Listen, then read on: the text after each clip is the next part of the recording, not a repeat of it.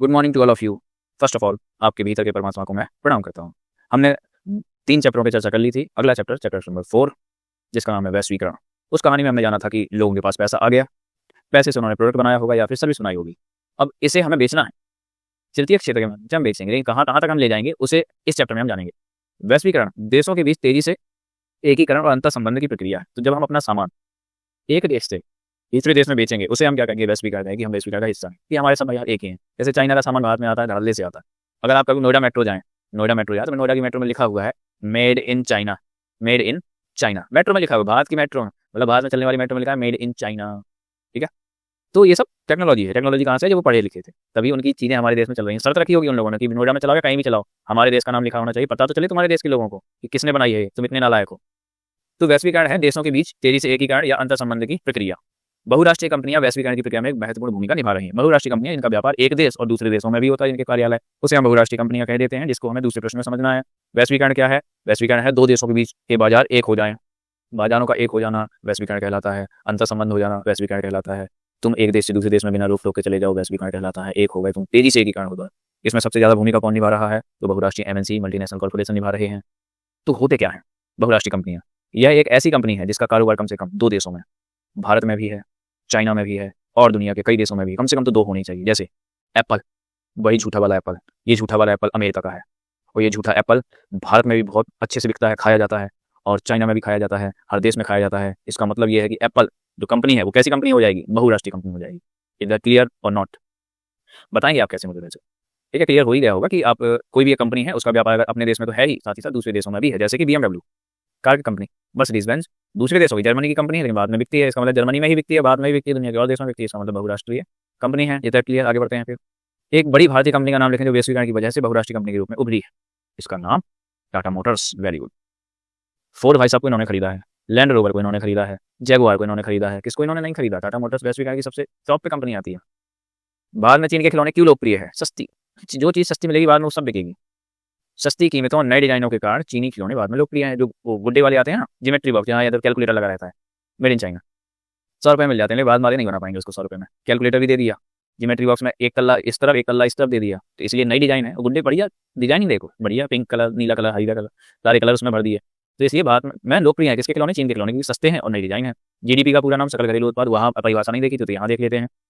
किसी देश में एक वर्ष में कितने, बस एक साल में, एक वर्ष में उत्पादित, क्या उत्पादित अंतिम वस्तुओं और सेवाओं का मूल्य, अंतिम वस्तुओं और सेवाओं का मूल्य क्या कहलाता है? जीडीपी, सकल घरेलू उत्पाद कहलाता है। इधर ठीक है, इंपोर्टेंट। बाकी इस साल आएगा व्यापार अवरोधक क्या है। तो हमारे व्यापार में जो सरकार की नीति है वो अगर व्यापार को रोकती है, टोकती है, प्रतिबंधित करती है तो उसे हम व्यापार अवरोधक कहते हैं। जैसा ना शब्द है वैसे इसी परिभाषा है। व्यापार अवरोधक किसी भी विनियमन या नीति को संदर्भित करती है जो व्यापार को प्रतिबंधित करती है, मतलब सरकार की वह नीतियां जो व्यापार को प्रतिबंधित करती हैं, रोकती हैं, उसे हम व्यापार अवरोधक कहते हैं। जैसे टैरिफ, TARIFF, टैरिफ नॉट तारीफ। अमेरिका ने भारत की बड़ी तारीफ की, तारीफ नहीं की, टैरिफ लगा दिया 50%। टैरिफ का मतलब है कि हमारा सामान अगर अमेरिका जाएगा, 10 रुपये की, 100 रुपये की वस्तु अगर अमेरिका जाती है तो वो 100 में नहीं बिकेगी अमेरिका में, वो बिकेगी 150 रुपये में, क्योंकि 50% है। तारीफ नॉट तारीफ, इट्स टैरिफ। तारीफ नहीं बढ़ाई है, टैरिफ बढ़ाई, 150 रुपये में बिकेगी। और यही अगर टैरिफ तारीफ 100% हो जाए तो भारत का सामान अमेरिका में 200 रुपये में बिकेगा। तो वहाँ के लोग इतने तो मूर्ख है नहीं तो वो 200 रुपये में सामान उधर खरीदें, तो फिर वो क्या करेंगे? अपने ही देश के सामान को खरीदेंगे, जिससे भारत में डॉलर कम आएगा। डॉलर कम आएगा तो रुपया गिरेगा। इधर क्लियर? भारत का रुपया 91 हो चुका है। तारीफ बढ़ी तो भारत का उत्पाद अमेरिका में नहीं बिकेगा, भारत का उत्पाद अमेरिका में नहीं बिकेगा तो अमेरिका के लोग अपने उत्पाद को खरीदेंगे, अपने देश के उत्पाद को, तो भारत के पास डॉलर नहीं आएगा, डॉलर नहीं आएगा तो रुपया गिरेगा। बात समझ आई? तो विशेष रूप से व्यापार अवरोधक के रूप में काम करता है टैरिफ, कोटा और लाइसेंस। सरकारें विदेशी व्यापार को बढ़ाने या घटाने के लिए यह तय करने के लिए व्यापार बाधाओं का उपयोग कर सकती हैं। अब देखो, टैरिफ लगा दिया WTO की तरह, इसको बुलाओ, जो बहुत वकालत करता है। WTO विकसित देश है, कहाँ बोल पाएगा ये? वर्ल्ड ट्रेड ऑर्गेनाइजेशन नहीं बोल पा रहा। अगर ये भारत कर देता, चिल्लाने लगते, चिल्ला जाते, ये सब चिल्लाने लगते, अरे भारत ऐसा करता है वैसा करता है। विकसित देश है, दुनिया की सबसे बड़ी GDP $30 ट्रिलियन, बोल के बताओ, नहीं बोल पाएंगे भाई साहब ये। तो ये है, देखो किस प्रकार का सामान और कितना प्रत्येक देश में आना चाहिए, भारत अवरोधक तय करेगा। ठीक है, आपको ये बात समझ आई होगी। आगे बढ़ते हैं।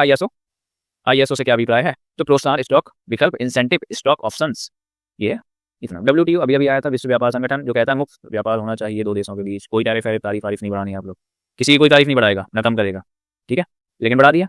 अपने फायदे के लिए, ठीक है, ये कुछ नहीं कर सकते। वैश्वीकरण क्या है? वैश्वीकरण के 5 फायदे बताइए। तो फायदे बहुत सारे हैं। प्रभाव, उसके नकारात्मक प्रभाव होते हैं हर सिक्के के। हमेशा ध्यान रखना, हर सिक्के के 2 पहलू, अच्छाई का भी और बुराई का भी। ऐसे हर मनुष्य के 2 पहलू, आपकी नज़र में वो अच्छा भी हो सकता है, किसी दूसरे की नज़र में वो बुरा भी हो सकता है, ठीक है। तो इन दोनों को ध्यान में रखते हुए हम सवाल को आगे बढ़ाते हैं, सवाल नहीं प्रश्नों को आगे बढ़ाते हैं। तो वैश्वीकरण के फायदे बताने हैं। तो वैश्वीकरण 2 देशों के बीच में एकीकरण की प्रक्रिया है, भूमिका निभा रहे हैं, ठीक है। वैश्वीकरण के आने के बाद उच्च जीवन स्तर का आनंद ले रहे हैं, क्योंकि बहुत सारी चीज़ें सस्ती मिल रही हैं हमें। और क्या क्या हुआ है वैश्वीकरण से? बहुराष्ट्रीय कंपनियों ने पिछले 20 वर्षों में भारत में अपना निवेश बढ़ाया है, पैसा बहुत लगाया है बहुराष्ट्रीय कंपनियों ने, जिसका अर्थ है कि भारत में निवेश कर रहे हैं। जैसे सेल फोन, नाम बता रहे, Xiaomi, ओप्पो, वीवो, नथिंग, कितने सारे नाम। और झूठा एप्पल, झूठा हुआ एप्पल, इसके तो वो भी बन गए हैं, शोरूम भी बन गए हैं एप्पल के। तो फ़ोन, ऑटोमोबाइल, BMW आ जाती है, मर्सिडीज बेंज आ जाती है, जी वैगन आ जाती है, सारी प्रकार की गाड़ियाँ। BYD अभी अभी हाल फिलहाल में जो चर्चित गाड़ी है BYD, चाइना की जो इलेक्ट्रिक कार, और एक और है अमेरिका की टेस्ला। इलेक्ट्रॉनिक्स, शीतल पेय, फास्ट फूड, शहरी क्षेत्रों में बैंकिंग जैसी सेवाएं, जैसे उद्योगों में रुचि रखते हैं। इन उत्पादों की बड़ी संख्या में संपन्न खरीदार हैं। जैसे शहरी क्षेत्र में बैंकिंग में क्या, गूगल पे कहाँ का प्रोडक्ट है, गूगल कहाँ का है, तो समझ जाओ गूगल पे कहाँ का होगा, भाई बात समझ। इन उद्योगों और सेवाओं में नई नौकरियां पैदा हुई हैं, रोजगार उत्पन्न, साथ ही इन उद्योगों को कच्चे माल आदि की आपूर्ति करने के लिए स्थानीय कंपनियां भी समृद्ध हुई हैं। अभी अमेरिका से थोड़ी लाएंगे प्लास्टिक कैमरा, भारत से ही उठाएंगे, भारत में कैमरा बनाने में लोग लगेंगे तो रोजगार मिलेगा, फायदा हुआ कि नहीं हुआ। आगे बढ़ते हैं। कई शीर्ष भारतीय कंपनियां बढ़ती प्रतिस्पर्धा से लाभ उठाने में सक्षम रही हैं। जैसे अमेजन आया, क्या आया, Amazon.in, भाई साहब फ्लिपकार्ट भी आ गया, मीशो भी आ गया। तुम लाओगे, तुम्हारे सिर्फ तुम्हारी जेब में पैसा जाएगा, नहीं, भारत वाली कंपनी नहीं, फ्लिपकार्ट बना दी, मीशो बना दिया, स्नैपडील बना दिया, बहुत सारे ऐसे ऑनलाइन, जेप्टो भारतीय कंपनी, ब्लिंकिट भारतीय कंपनी, स्विगी, इंस्टामार्ट भारतीय कंपनी। लो, तुम 2 दिन में पहुंचाते, हम 10 मिनट में पहुंचाएंगे सामान। इनकी कमर तोड़ने का काम इन तीनों ने कर दिया। वैश्वीकरण से टेक्नोलॉजी में सीखे, उन्होंने नई तकनीक और उत्पादन विधियों में निवेश किया है और अपने उत्पादन मानकों को बढ़ाया है। कुछ को विदेशी कंपनियों के साथ सहयोग से लाभ भी हुआ है, ठीक है, लाभ हो गया। वैश्वीकरण ने कुछ बड़ी भारतीय कंपनियों को स्वयं बहुराष्ट्रीय के रूप में बनने को सक्षम बनाया, सही बात। Tata Motors, I love Tata Motors, Ratan Tata. Vision, मतलब विजन कितना अच्छा था।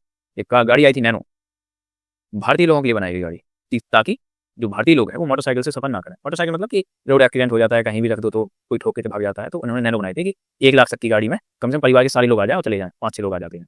इन्फोसिस, लेकिन क्या करें, भारतीय बुद्धि कहाँ मान की। इन्फोसिस एक कंपनी है, रैनबैक्सी।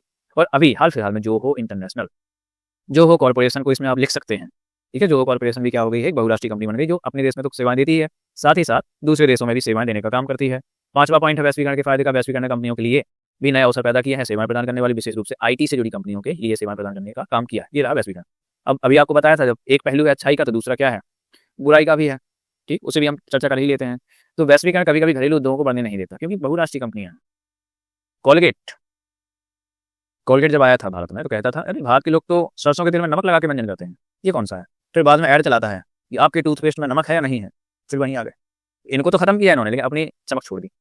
वैश्वीकरण के कारण एक देश से दूसरे लोग में माल की डंपिंग हो सकती है। डंपिंग का मतलब बताया था कि वहां से हम सस्ता खरीदेंगे दूसरे देश से, और अपने देश में क्या कर देंगे, उसको महंगा, डंपिंग।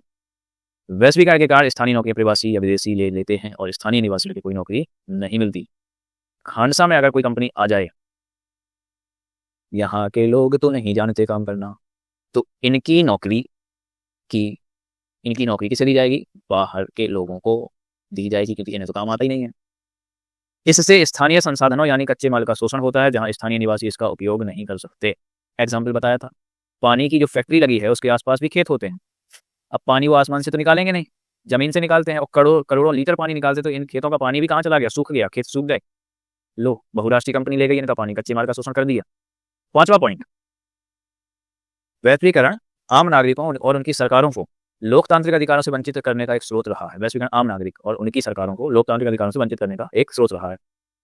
आम नागरिक के इन्होंने जो अधिकार है उनसे इनको वंचित कर दिया वैश्वीकरण, क्योंकि आम नागरिक चाहता है कि हम काम पे तो सैलरी अच्छी मिले। वैश्वीकरण ने कम कर दिया, अधिकार कम करवा दिए कि छुट्टी नहीं करवाना इनसे, इनको काम करवाओ ऐसे, ठीक। आगे बढ़ते हैं, ये नुकसान थे। प्रश्न 11, तो इससे चर्चा का विषय क्या है, बुरा है, बंद कर दिया या नहीं, अच्छे भी काम होते हैं, लोग यहाँ से पढ़ाई करेंगे। ये नहीं करना है, तुम्हें आगे बढ़ना है। तुम ये ना सोचो वैश्वीकरण बुरी चीज़ है, तुम्हें यहाँ से निकलना है कि स्थानीय लोगों को नौकरी नहीं मिलती, तुम्हें उस लायक बनना है कि नौकरी मिले, ठीक है। तो क्यों बहुराष्ट्रीय कंपनियां छोटे उत्पादकों को वस्तुओं को निर्मित करने के आदेश देकर अपने लिए बाजार का विस्तार करती है, ठीक है। छोटे उत्पादकों को बोली कि वस्तु निर्माण करो, हम देखेंगे। बहुराष्ट्रीय कंपनियां छोटे उत्पादकों को उत्पादन का ऑर्डर देकर अपने बाजार का विस्तार करती हैं। वही झूठे एप्पल की जो फ़ोन की स्क्रीन है वो सैमसंग बनाता है, कैमरा कोई और बनाता है, साउंड कोई और बनाता है, लेकिन लोगो किसका? एप्पलवा का। एप्पलवा चाहेगा कि उसका ब्रांड नेम चमके, वो बनेगी बहुराष्ट्रीय कंपनी MNC, मल्टीनेशनल कॉर्पोरेशन। सुनने में बहुत बढ़िया लगता है MNC, मेरी कंपनी MNC है, वाह। क्योंकि इससे उत्पादन की लागत कम हो जाएगी और स्थानीय स्पर्धा का प्रतिस्पर्धा का खतरा भी कम हो जाएगा, कंपटीशन नहीं रहेगा। बहुराष्ट्रीय कंपनियां इन उत्पादों को अपने ब्रांड नाम से के तहत बेचती है, पता चल गया। GUCCI क्या पढ़ते हैं? गुच्ची। इसके कपड़े दिल्ली का गांधीनगर बनाता है 300 रुपये में, ब्रांड नेम चिपका के 35 रुपये का बिकता है। बहुराष्ट्रीय कंपनी। PRADA प्राडा, इसने एक चप्पल लॉन्च की थी, 1 लाख रुपए की है, महाराष्ट्र में वो 500 रुपये मिलती है। प्राडा ब्रांड, बहुराष्ट्रीय कंपनी। क्वेश्चन नंबर 12, बहुराष्ट्रीय कंपनी क्या है? बताया था, जिसका स्वामित्व या कार्यालय 2 या 2 से अधिक देशों में हो, 1 से अधिक देशों में हो, उत्पादन 2 से अधिक देशों में, MNC कहलाती है। उत्पादन स्थापित करने के लिए निर्धारित परिस्थितियां बताएं, कैसे कर सकते हैं? नंबर 1, बहुराष्ट्रीय कंपनियां उन क्षेत्रों में उत्पादन के लिए कार्यालय और कारखाने स्थापित करती हैं जहां सस्ता श्रम मिले, लोग 5-5 रुपये पर काम करने को चालू हो जाए, वहां करेंगे स्थापित। जैसे अफ्रीका, अगर तुम कंपनियां खोलना तो अफ्रीका में जाके खोलना, 100 रुपये में नौकरी करेंगे वो, क्योंकि खानी नहीं है, 100 रुपये मिल जाने बहुत है, 100 नहीं, मतलब इतना भी नहीं, मतलब 10,000 रुपये। जैसे बिहार में लोग चले जाओगे, अब भारत की बात कर लो, अफ्रीका क्या जाना, बिहार में चले जाओ, 5,000 का महीना दो, काम करना चालू, कुशल भी मिल जाएंगे, अकुशल भी मिल जाएंगे, मतलब स्किल वर्कर भी मिल जाएंगे, अनस्किल्ड वर्कर भी मिल जाएंगे आपको, तो उन देशों में जाएंगे ये। दूसरा, बहुराष्ट्रीय कंपनियां उन देशों में स्थापित की जाती हैं जहां अनुकूल सरकारी नीतियां मौजूद हैं, मतलब अपने तरीके से मैनिपुलेट कर सरकार को। तीसरा, कच्चे माल, पानी, बिजली और परिवहन जैसे उत्पादन के कारकों की उपलब्धता हो, पानी हो, अच्छी मात्रा में कच्चा माल हो, बिजली हो। चौथा, सुनिश्चित उत्पादन के लिए मानक सुरक्षा उपाय हो, उस स्थान के नजदीक बाजार की उपलब्धता हो, बाजार भी नजदीक होना चाहिए, क्या उत्पाद बना लिया, बाजार है ही नहीं, बिकेगा क्या? ठीक है, सो ये सब चीजें उन्हें चाहिए। आगे बढ़ते हैं।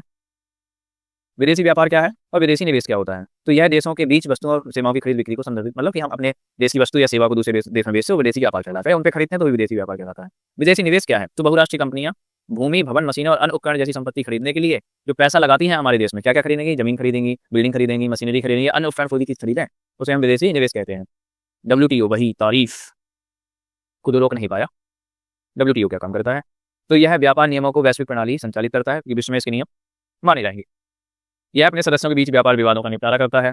तीसरा, यह व्यापार समझौतों पर बातचीत के लिए एक मंच के रूप में कार्य करता है, तो मीडियम है, मध्यस्थता का काम करेगा।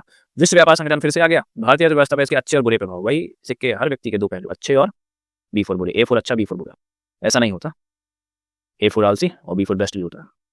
यह एक अंतर्राष्ट्रीय संगठन है, अंतर्राष्ट्रीय मतलब जो सभी देशों पर अधिकतर लागू हो, जिसका उद्देश्य अंतर्राष्ट्रीय व्यापार को उदार बनाना है, ज्यादा चीचपड़ नहीं करनी है, मतलब उदार की सीधे डायरेक्ट सामान फ्री जाए, कोई टैक्स ना लगे, ऐसे बनाना है। विकसित देशों की पहल पर शुरू हुआ WTO अंतर्राष्ट्रीय व्यापार के संबंध में नियम स्थापित करता है, जो देखता है नियमों का पालन किया जाए, कोई करता, अरे विकसित देश एक भी नहीं करते, विकासशील को करना पड़ता है क्योंकि उन्हें विकसित होना है। तो टेक्नोलॉजी, प्रौद्योगिकी और विचारों के हस्तांतरण और आदान प्रदान से भारत की वृद्धि और विकास में वृद्धि हुई है। जैसे भारत में कार की टेक्नोलॉजी नहीं थी, जापान से हमने ली। भारत में मेट्रो बनाने की टेक्नोलॉजी नहीं थी, जापान से हमने ली। आ रही है बात समझ में? तो वैश्वीकरण के फायदे तो हुए, WTO के फायदे तो हुए।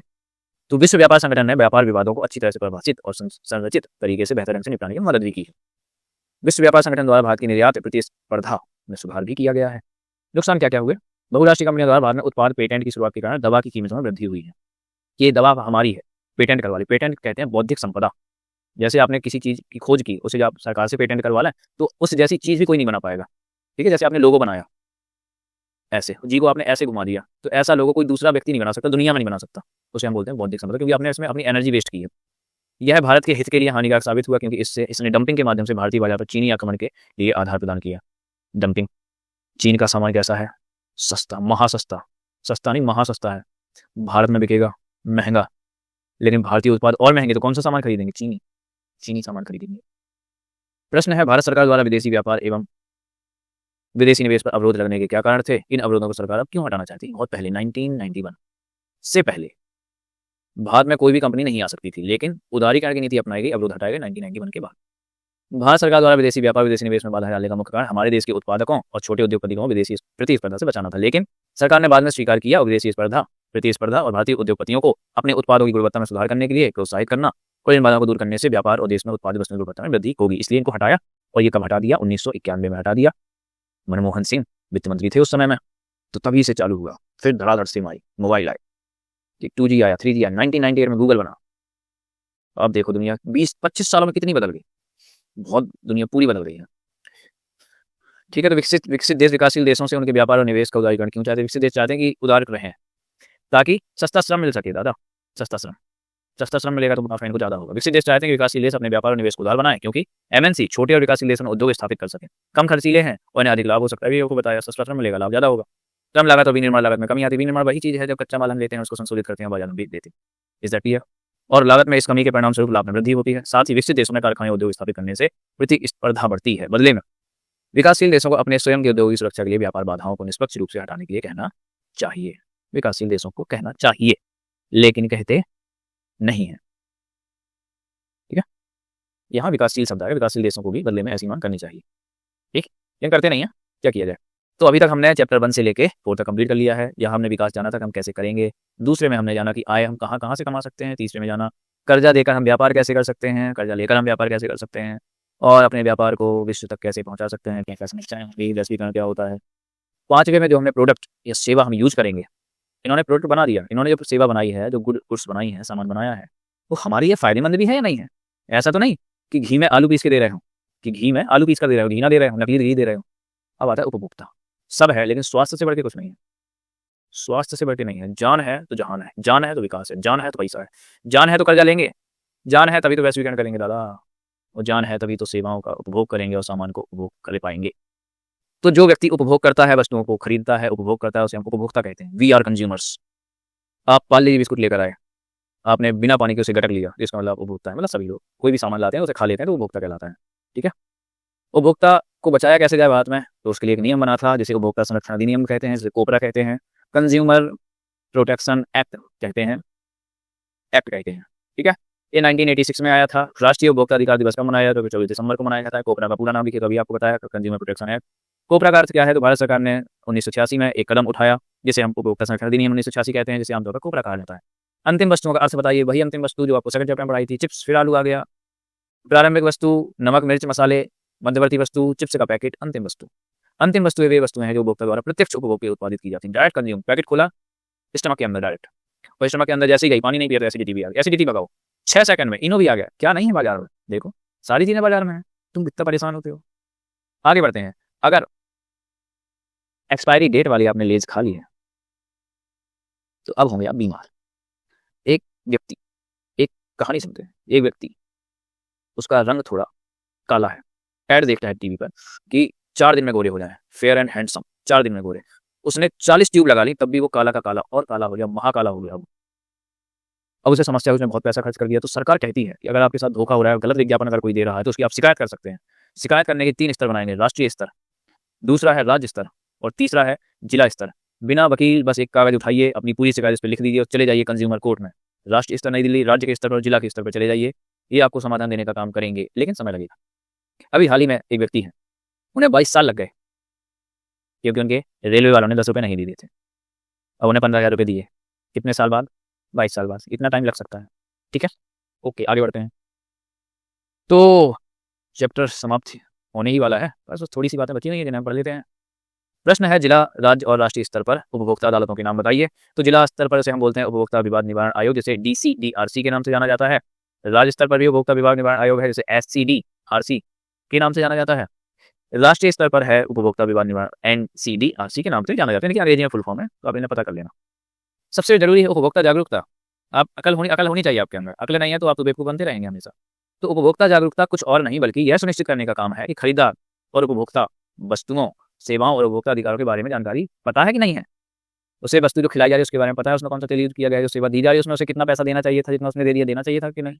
और उपभोक्ता अधिकार उसे पता होना चाहिए कि मुझे कोई जबरदस्ती सामान नहीं बेच सकता। दिल्ली के मार्केटों में कुछ लोग खड़े होते हैं और बोलते हैं भैया चश्मा को पहना देते हैं तुम्हें, ऐसे चश्मा, बस ड्राइंग यही है, चश्मा पहन लिया। रेबेन का चश्मा 50 रुपये में, दो आता है 5,000 का, 50 रुपये में, 50 रुपये की कंपनी, 50 रुपये का चश्मा बनाई कंपनी, उपभोक्ता अधिकार। अब वो तुम्हें जबरदस्ती नहीं, तुम्हारी जेब से पैसे नहीं निकाले जाता कि तुम ना खरीदो, मना कर दो, मना करने का अधिकार है हमें। नहीं खरीदना भैया, काहे माथा पच्ची कर रहे हो, नहीं खरीदना, आगे बढ़ो। उपभोक्ता को सोचना कैसे होता है, जैसे आप गए बाजार में मिल सामान मिल गया आपको, नकली दूध, नकली पनीर, पनीर तो सबसे ज़्यादा नकली पनीर बनती है बाद में।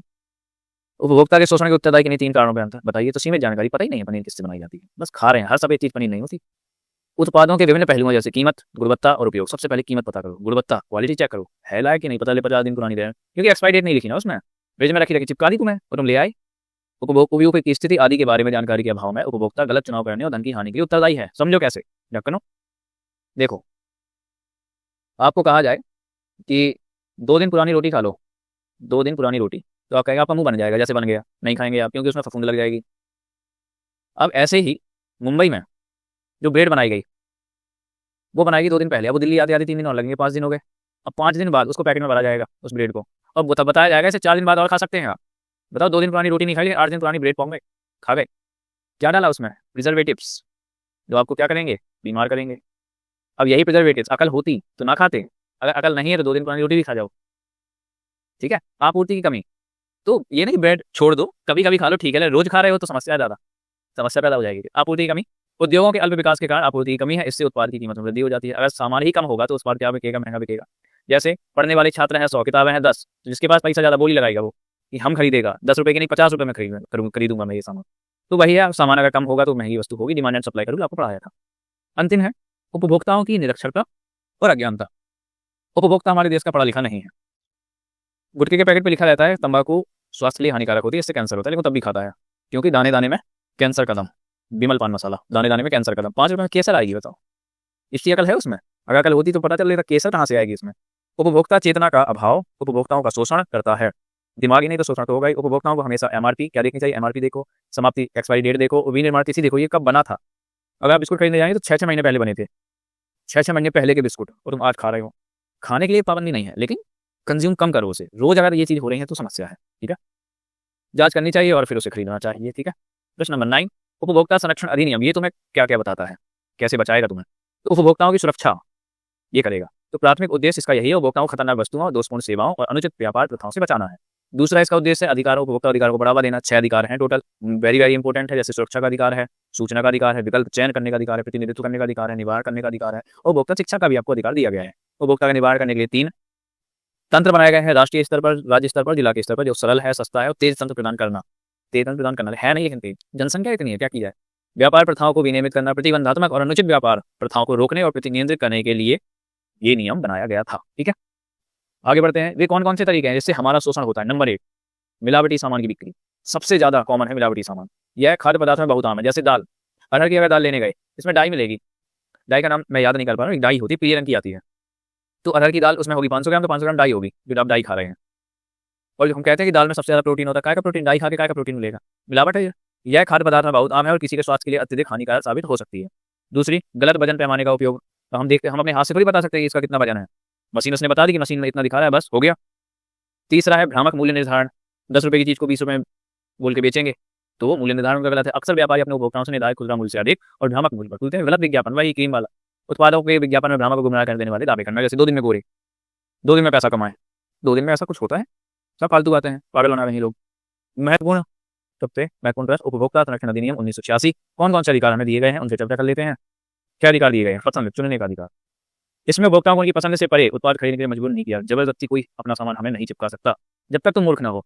सूचना का अधिकार यह सुनिश्चित करता है सभी नागरिकों को सरकारी विभागों के कार्यों में के बारे में सही जानकारी प्राप्त मिल सके। सूचना का आरटीआई एक्ट कब आया था? 2005 में आया था। ठीक है, निवारण का अधिकार, उपभोक्ता विवादों को हल करने के लिए एक सरल, सस्ता और तेज यंत्र प्रदान करना। चौथा, प्रतिनिधित्व का, लीडरशिप का, यह उपभोक्ताओं को स्वयं का प्रतिनिधित्व करने, अपने हित की वकालत करने का अधिकार देता है। इसमें वकील की आवश्यकता नहीं होती, आप अपना पक्ष उधर जाके रख सकते हैं अगर आपके साथ फ्रॉड हुआ है तो।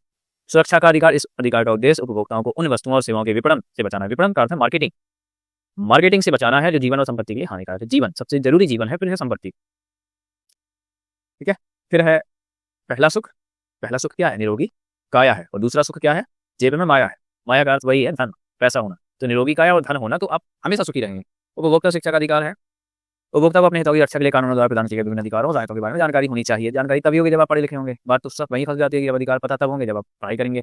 अपने क्षेत्र के बाजार में जब आप जाते हैं तो कितने कर्तव्य पालन करने, एमआरपी चेक करिए, एक्सपायरी डेट देखिए, डुप्लीकेट तो नहीं है ये चेक करिए। डुप्लीकेट के बारे में बताता हूँ, एडिडास बिकता है एबीबास के नाम से, पूमा, पूमा बन गया है उपमा।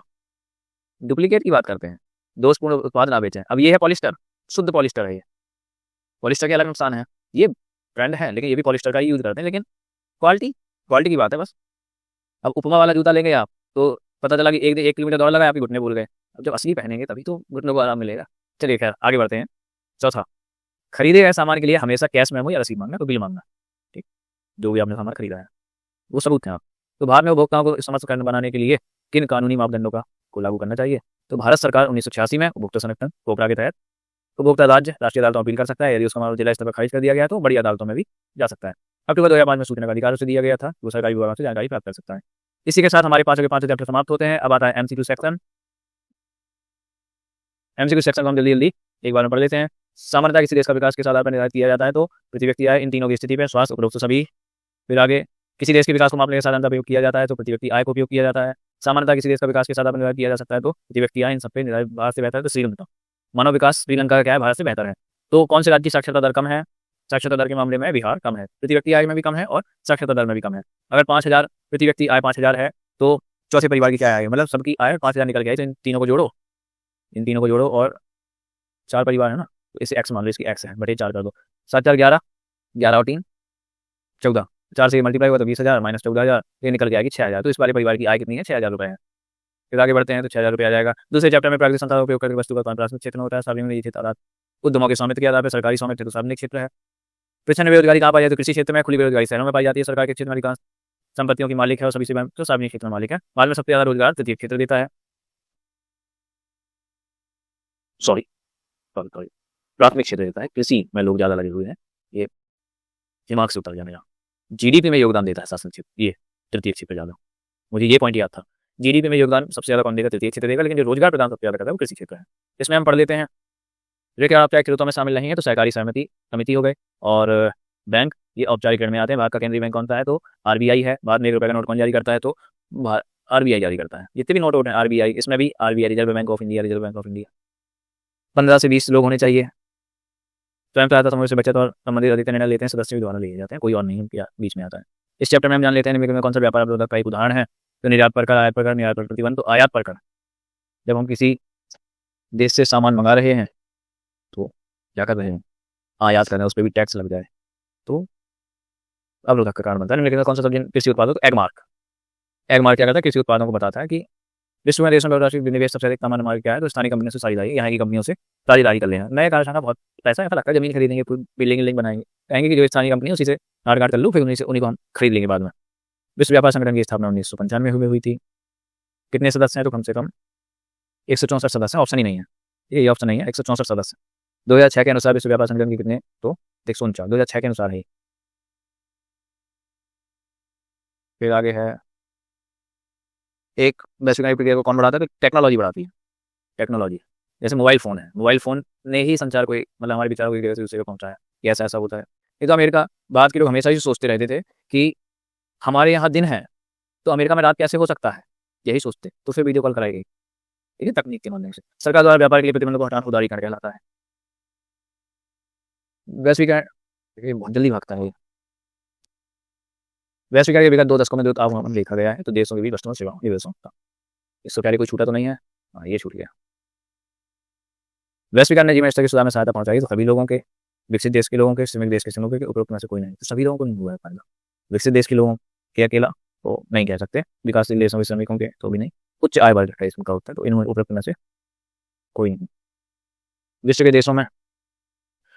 देशों में जो हम अभी पढ़ रहे थे ये पढ़ लेते हैं। तो विश्व के देशों में बहुराष्ट्रीय कंपनियों द्वारा निवेश का सबसे सामान्य मार्ग कौन सा है? तो सभी मार्ग हैं ये वाला। नए कारखाने स्थापित, खरीद साझेदारी, ये सब कर लेंगे। फिर आगे बढ़ते हैं। जन सूचना आयोग कब आया था? 2005 में आया था। उपभोक्ता संरक्षण किस बार? 1986 में बनाया गया था। और 24 दिसंबर को राष्ट्रीय उपभोक्ता दिवस मनाया जाता है। किस नाम से प्रसिद्ध है? कोपरा के नाम से प्रसिद्ध है। इसी के साथ आपकी इकोनॉमी का रिवीजन समाप्त होता है और इसे अच्छे से पढ़ लेना, 2-3 बार देख लेना। तब तक के लिए थैंक यू।